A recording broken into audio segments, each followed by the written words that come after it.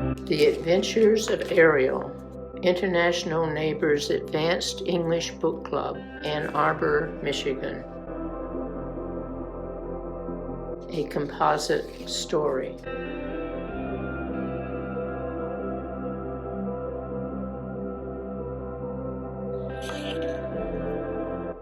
Dedication to the great sisterhood of all women all over the world who desire to live in friendship and peace.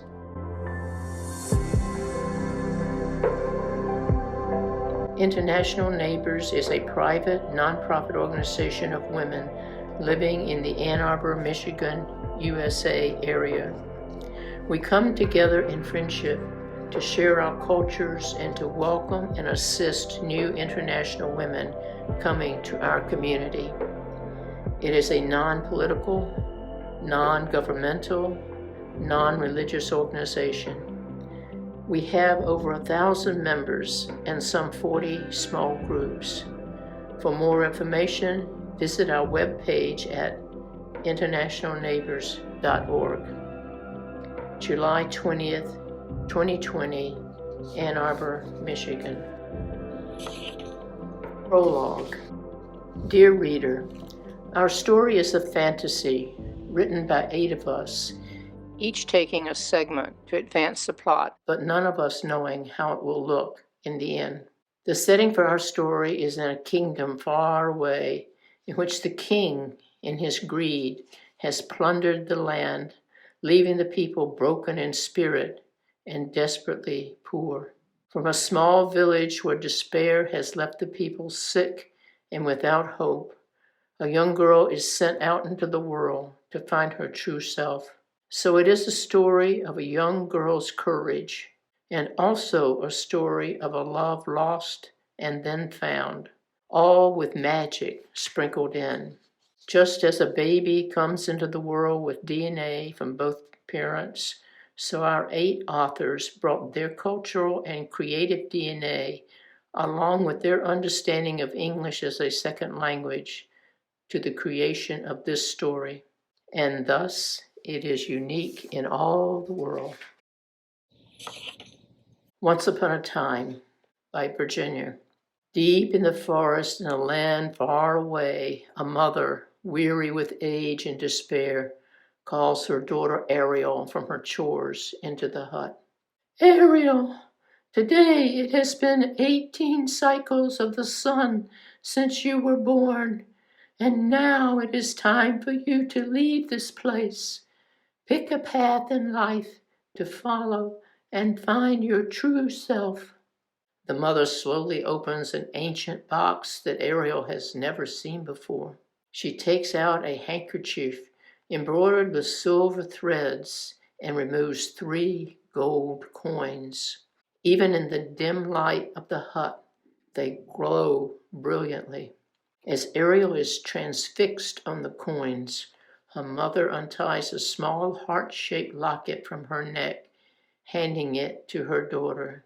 My dearest daughter, these gifts are for your journey. Just at this moment, they hear the sound of a horse's hoofs pounding, and they could feel that the horse was coming closer to their humble abode. The mother hastily hands Ariel a small bundle of food. Quickly, quickly, take the farm horse and head west until you come to the stream. Follow it to a town. There, when the moon passes in front of the sun, you will be given a special power, and you must make a decision. Go now, daughter. Ariel, with tears streaming down her face, hugs her mother, kisses her on both cheeks, and dashes out of the hut. Ariel Finds a Cat by Zai. Mounting the farm horse, she clenches the locket in front of her chest, as if she can gain some strength from it. Don't look back. Keep going, Ariel says to herself as she slips into the unknown, without catching the last glimpse of the place where she has lived for her entire life. The sound of the horse's hoofs seems farther away as time passes. After many hours, Ariel stops to rest when she hears the faint meowing of a cat coming from under a bush. Hey! Ariel reaches out her hand to touch the little creature, whose hair feels so fluffy that for 1 second, Ariel mistakes the cat for her most cherished stuffed bunny of her childhood. I'm going to call you Bunny, okay? Ariel blurts out, cuddling the cat closer as she begins to see the hair is mostly white and pinkish towards her tail. Who sent you here? She says as the cat jumps onto her lap.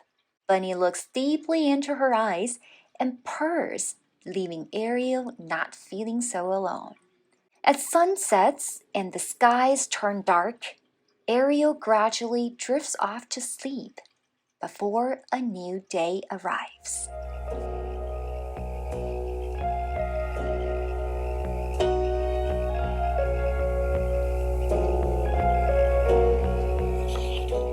Ariel is confused and angry. This is absolutely not going to be pleasant. Ariel mumbles as she wakes up at a dawn in the woods, rubbing her aching and itching back. She suddenly misses her coffee bed where she always had sound, almost dreamless sleep. Now, as she tries to recall the dreams she had last night, nothing clear comes to her mind. Only a queer feeling gnaws at her heart. On the brink of despair, Ariel feels angry at her mother. Why was mother in such a hurry to kick me out of the house when I turned 18? The stream is a long way from here, and what do I do with the gold coins? What did she mean when she said to find my true self and choose a path? And me, her daughter. While groaning about her bleak situation, Ariel fiddles with one gold coin, hoping to figure out a way to survive. Suddenly, she notices a tiny line of words at the bottom of the coin. Follow the stream to the west until you reach Tree Town. Find the red-bearded man in the tavern. Take the fluffy friend with you. Fluffy friend?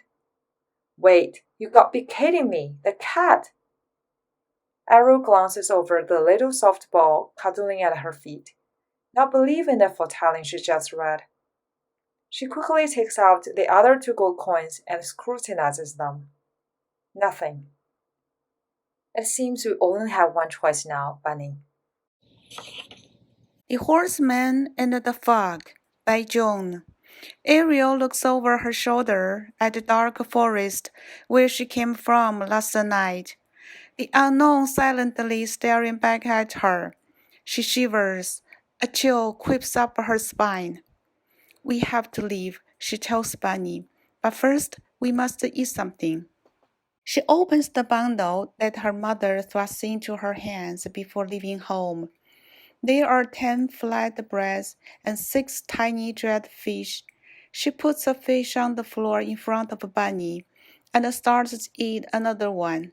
Looking around at the trees and the bushes, she sees blueberries, the kind her mother always liked to bake, interspersed among the trees. This makes Ariel feel as if her mother is with her. She picks as many blueberries as her pockets can feed. She feels the vibrations of horse hooves coming closer. Quickly, quickly, Mother's voice reflects in her head. Ariel snuggles Bunny in her clasped bag as they start right away. Ariel! Shouts the horseman, pointing at her. As fear rises in her throat, she notices the locket on her neck flashing. A thick fog rises from the ground, concealing her. Ariel! I've come for you! Holding her breath, Ariel freezes, her legs and arms stiff. The farm horse stops, standing still. Ariel can see the horseman's bloodshot eyes. He's very close, but at the last moment turns away, riding in a different direction. Ariel holds her locket, wondering, her heart pounding. Gathering her courage, she repeats the instructions. Follow the stream west until you reach Tree Town.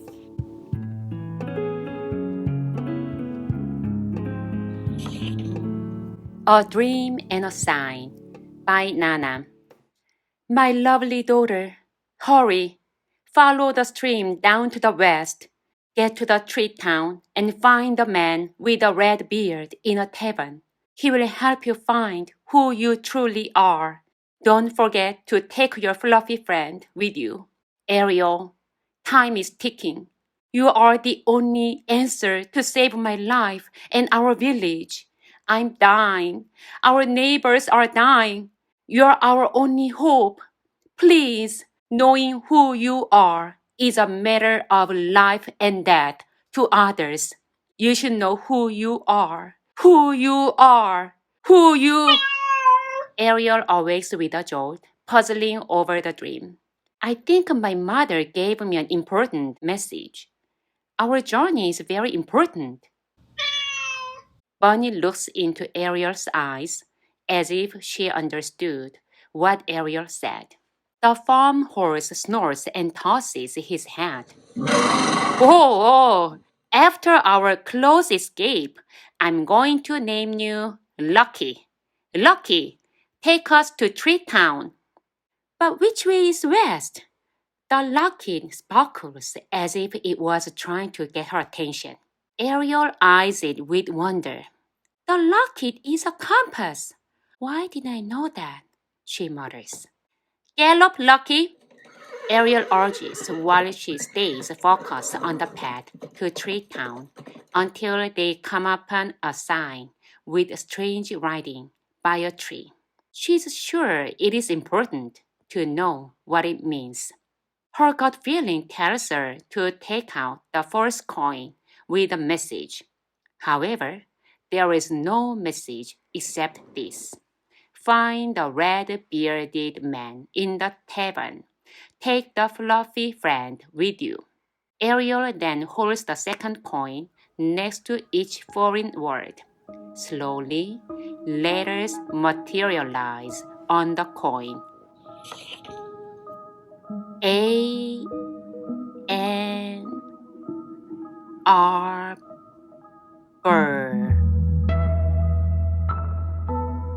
An arbor. An arbor? Isn't it the name of the famous tree town in the fairy tale my mother used to read to me at my bedside? Then Ann Arbor must be the tree town I am looking for.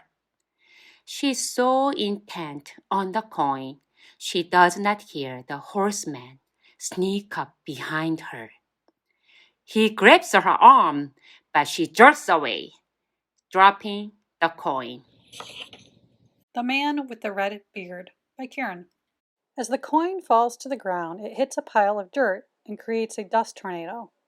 Ariel wants to retrieve the coin, but knows that she has to escape. As the horseman is caught in the storm, Ariel jumps on Lucky, holding tightly to Bunny, yelling, "Go as fast as you can!" Lucky gallops the hardest he's ever galloped in order to protect Ariel and Bunny. Afraid for her life, Ariel closes her eyes as she rides along the tree-lined path. Lucky races as if to keep pace with Ariel's racing heart. After an hour, Lucky's pace slows, and Ariel is brave enough to open her eyes. They have reached a clearing in the trees by the river. A small sign by a road says, "Welcome to Ann Arbor." There are a few small buildings near the river. One looks to be a post office, another a small general store, and the third one has a crooked sign on it that reads Casey's Tavern. Ariel feels a glimmer of hope. Ariel quickly ties up Lucky and, carrying Bunny in a bag, steps into the tavern. The tavern is dark. Ariel's eyes squint as they adjust from the bright sun outside. As her eyes adjust, she notices different groups of people sitting at tables and a long bar against the far wall with just one person sitting there. As she casually walks through the small tavern, trying to get a glimpse of the people, the person sitting at the bar turns. Ariel immediately notices his red beard and feels a quick flutter in her stomach. Then he says, "Ariel, I've been waiting for you." Messenger and Two Visions by Virginia. Leaning close to Ariel, the man with the red beard whispers, "Ariel, we must leave this place at once. The time is short." Grabbing her by the hand, he leads her outside. Quickly looking around, he spots Lucky, and with one quick motion, he throws a blanket of dust from a pouch on his belt, and Lucky morphs into a bicycle. Amazed beyond words, "Who are you?" Ariel stutters. His blue eyes blaze into Ariel. "My name is Messenger. Quickly, we must go to the bronze M that lies before the Hall of Knowledge." Grabbing his own bicycle, he motions for Ariel to follow. She scoops up the bewildered bunny into the basket and pedals hard to keep up. In the distance, she hears the sound of a horse. Up a long hill, through a web of small houses, and into a wooded area, they come upon the Hall of Knowledge. There in the ground is the sacred bronze M. As they approach, the earth begins to darken. Looking up, Ariel sees that the moon is beginning to pass in front of the sun. Kneeling on the sacred M, Ariel's mind goes blank as the great power of past and future vision comes upon her. She sees a vision of her mother, young and beautiful, secretly marrying a handsome young scientist in a small chapel. Next, she sees her grandfather giving her mother in marriage to the Mad King. Then, as it becomes known her mother is pregnant, the Mad King, in a fury, not knowing if the child is his, banishes the mother to the cottage in the forest. Now she sees the Mad King is old and childless and has commanded that she be brought to him.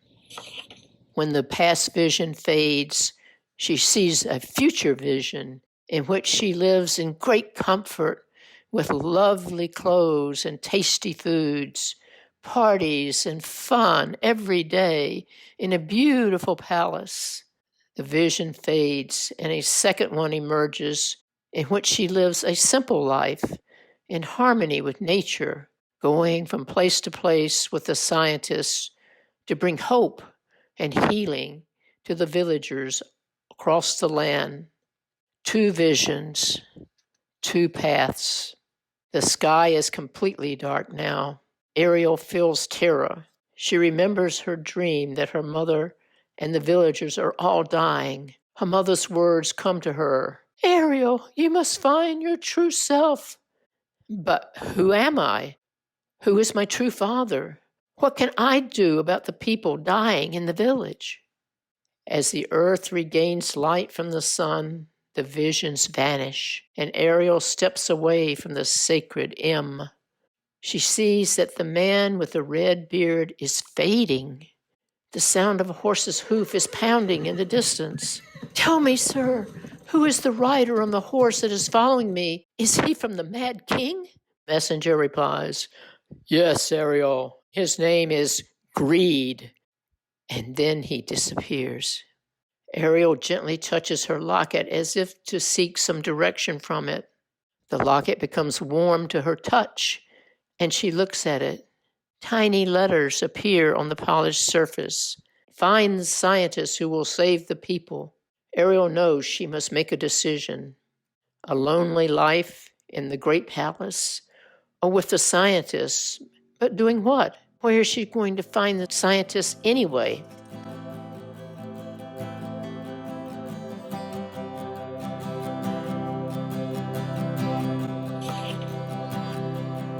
Ariel makes a decision.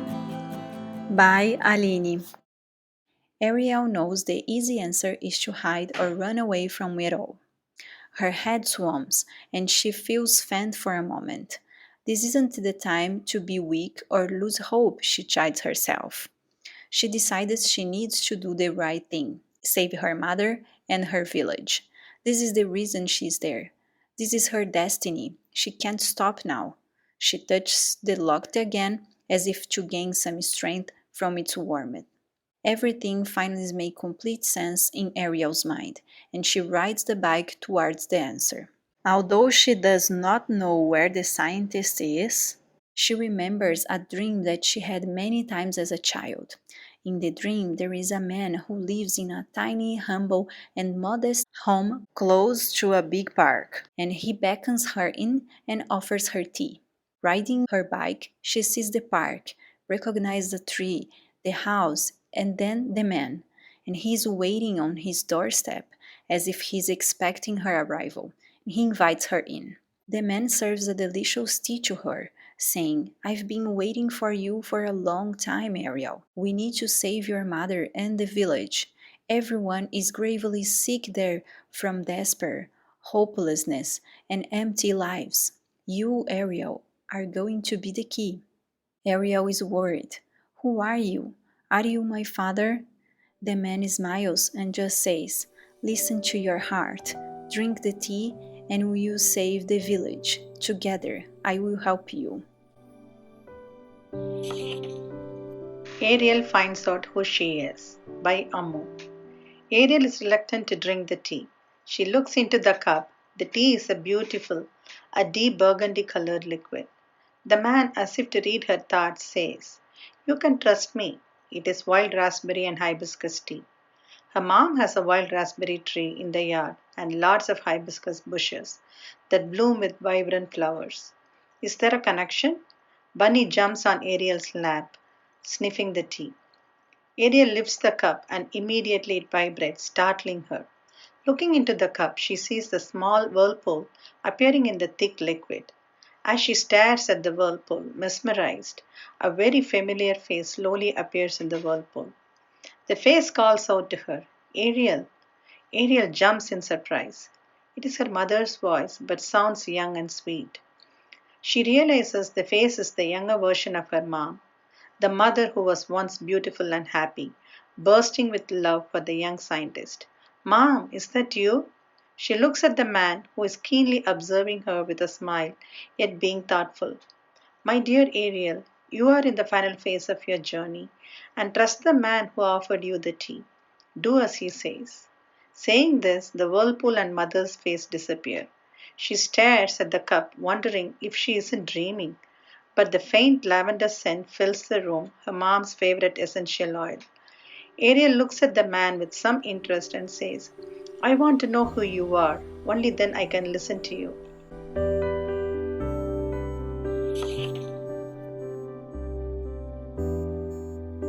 He smiles charmingly, that kind of melts her heart. He asks, "Have you ever opened the locket to see what is inside?" Ariel is surprised. "Isn't that a compass?" The man nods and says, "It is also a compass." He shows her the latch in the locket that opens the locket. Ariel presses the latch and the locket opens. To her shock, she sees a picture of the younger version of the man who is sitting next to her. There is also one strand of her hair taken the day she was born.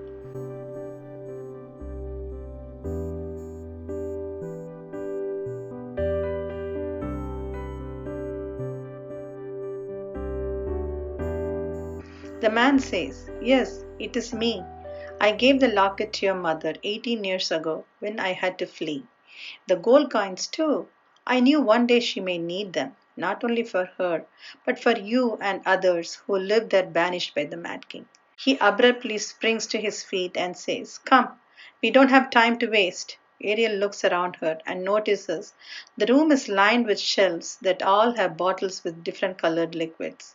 The man walks to the corner shelf that holds only one bottle with a green fluorescent liquid and a small figurine of a horse. He takes the bottle with utmost care and drops the single strand of Ariel's baby hair in it. Then, slipping the figurine of the horse in his pocket, he carefully hangs the bag around his neck. He looks at her and beams. "Now, Ariel, do you still have the gold coins or have you lost them?" Ariel takes the 2 remaining gold coins from her pouch and hands them to him. He takes one coin. Ariel watches him curiously. He takes a blue bottle from the shelf and places a drop of a thick, oily liquid on the coin. Blue smoke emerges. The coin glitters with a luminous glow. He urges Ariel to touch the coin, and Ariel, holding Bunny tightly, gingerly touches it. The next moment, Ariel feels light as a feather. She looks at the man in amazement. They are floating. The man gives a hearty laugh. Now that we are weightless, we will be able to enter the portal and come out in one piece. Portal? Ariel asked with her eyes wide open. Who is this man and what is he? She secretly wonders. He smiles, handing the gold coin to Ariel. Maybe I should let you do the honor? Ariel looks at him, not knowing what to do with the coin. The man comes closer to Ariel. He places his hand over her palm and whispers softly, "Open the portal to the banished woods." Ariel could feel being drawn into an invisible portal, both of them floating away. As they reappear, Ariel checks to see if Bunny is okay. Shaking dust off of his clothes, the man puts the figurine of a horse on the ground. He places a droplet of the green liquid on him, and Lucky springs forth, neighing and shaking his mane. Ariel is speechless as the man takes her hand gently and leads her to the front door of her mother's home. Opening the door, her mother stares at the man. They both look at each other with such longing. Then her mother turns to Ariel in a querying voice and says, "So, you finally met your father." Ariel looks at the man and she wants to scream. "I knew it." She wants to hug him and thank him, but he's walking towards her mother. He kneels in front of her mother and bows his head. Ariel sees that his eyes are filling with tears. She lovingly wipes his tears away. The man takes the blue velvet bag out of his neck and places it at her feet. "Here is the medicine I created now that I have the missing strand from Ariel. It will cure the forest and its people from the deadly illness that has befallen you. It has the essence of universal love, compassion, and kindness." He stands now close to her mother and takes the bottle out of the velvet bag and gives it to her mother. He leans towards her and whispers in her ears. Ariel holds her breath as she sees him kiss her mother. It was a passionate kiss of two long lost lovers, and Ariel blushes seeing her parents steal the moment. Her parents walk towards the center of the clearing. The trees around them are dying, the grass is brown and dry, the people are sick. As her mother lifts the lid of the bottle, they whisper a small prayer in unison. They raise the bottle to the skies as if offering it to the heaven as their prayer. The green liquid escapes the bottle as a beautiful, illuminating vapor that swirls around the clearing. Ariel stands there transfixed. The green vapor engulfs her. She sees the grass becoming greener, the trees coming to life. The thick air becomes pure oxygen, and she feels it filling her lungs, rejuvenating her with energy and life. The birds start singing. The dark clouds give way to rain that comes down in gentle pour. The flowers start blooming. Bees buzz to the flowers for honey. People come out of their dwellings, hugging one another, smiling with hope. They hold on to each other and start dancing jubilantly. Ariel could feel the sickness disappearing from their pale faces. Their faces turn pink as pure blood rushed in their veins. The rain gently washes away the worries from their hearts as it falls on the ground with a rhythm. Ariel looks at her parents. They are smiling at each other. Her father now takes her mother boldly in his arms and they join the dance. Her mother turns and looks at Ariel and shouts, "Ariel, light the fire and put the kettle on. Let us make wild raspberry and hibiscus tea for all." Her father smiles at her and in his booming voice shouts, "Yes, we will celebrate Ariel's courage for taking this journey to leave the known to explore the unknown and for saving her forest and her people."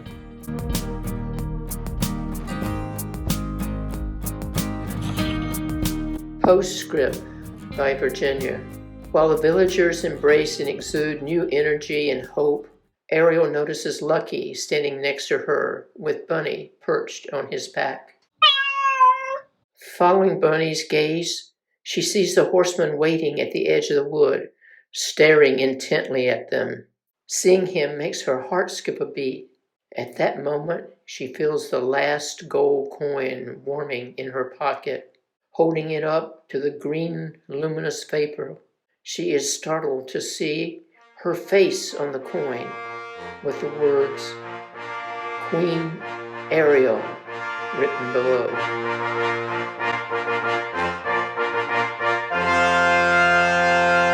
Taking a deep breath, Ariel mounts Lucky. Snuggling Bunny in her shirt, she is now ready to take on the king and save her people.